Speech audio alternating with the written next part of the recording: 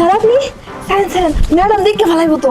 আরে কেউ দেখবো না, তোর ম্যাডাম সারাদিন শুয়ে বসে থাকে, ওইদিকে আইবো না আর জানবো না। কিন্তু স্যার আমার পক্ষে এটা সম্ভব না। আরে বুঝোস না কেন, তোর ম্যাডাম তো এখন পতি প্রেগনেন্ট, আমারও তো একটা মন বলতে কিছু একটা আছে, ও তো এখন কিছুই করতে পারতেছে না। তুই আমার একমাত্র সম্বল, আমার একটু শান্ত করস না প্লিজ। স্যার আমি পারবো না স্যার। দেখ, তুই যদি আমার কেমন করস তাহলে কিন্তু কালকে থেকে তোর কামাইতে না করে দেবো আমি। না স্যার না, আমার কাম থেকে বের করে দিবেন না। তাইলে আমার কথায় রাজি হয়ে যা। আচ্ছা ঠিক আছে, কিন্তু আপনি দিনের বেলা আমার কাছে আইতে পারবেন না, রাইতে এসেন। আচ্ছা ঠিক আছে, আমি রাইতে বেলে আহুম। সূর্য তুমি আইছো? কি হয়েছে এনে? না, ওরে কইতাছিলাম যে সারাদিন খালি ঘরদোর মুছলে হইব, ঠিক মতো রান্না বান্না করছে কিনা, তোমার তো ভালো মন্দ খাওয়ার দরকার। ও আচ্ছা আচ্ছা, চলো ভিতরে চলো। তুমি আবার এই সময় বাইরেতে গেলা কেন? চলো চলো ভিতরে চলো।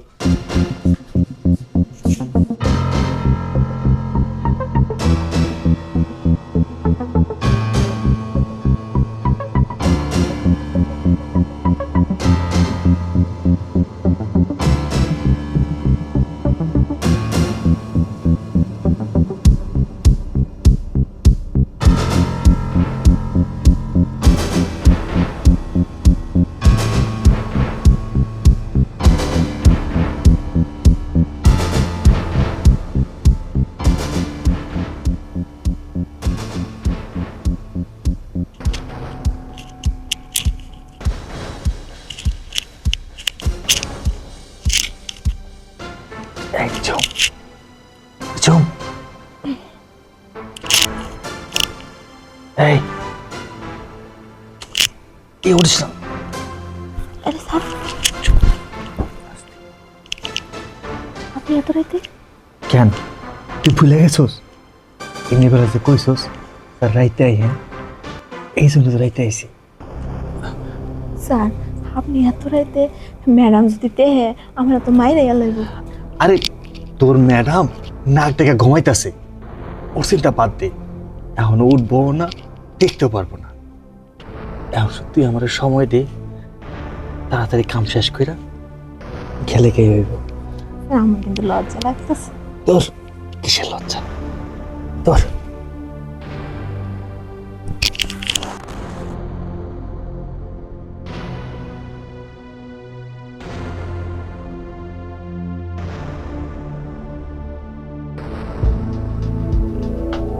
এত রাতে সূর্য কই গেল? দরজাও তো খোলা।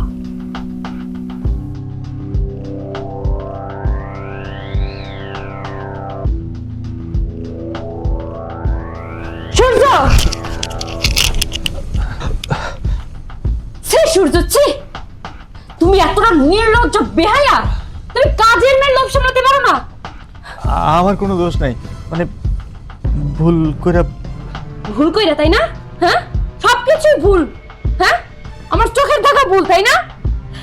তুমি দেখতে পাইতেছো আমি গর্ভবতী, তোমার সন্তান আমার গর্ভে।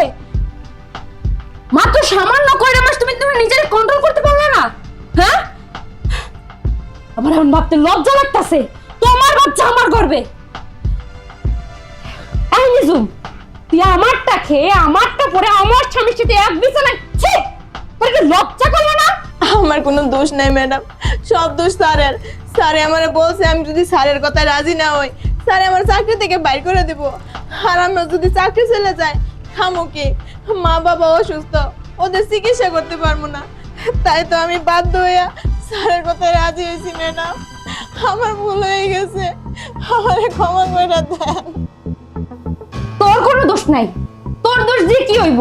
তুই তো পরেন ভাইয়া, আর এটা তোমার নিজের স্বামী। আমার স্বামী হইয়া সে যাই না শুই না আমি গর্ভবতী, তারপর সে পরনারীর কাছে যাইতে পারছে। সে তোরে বাদেও আরো যদি কত পরনারীর কাছে যাইবো তার তো কোনো হিসাব নাই। তোমার মতো স্বামীর সাথে সংসার করলে আমার জীবনটা শেষ হয়ে যাইবো।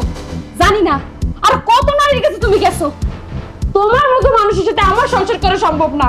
আমি চলে যেতেছি। আমার ভুল হয়ে গেছে। বিবেকবান মানুষের কোনোদিনও ভুল হয় না। সেবা, সেবা শুনো।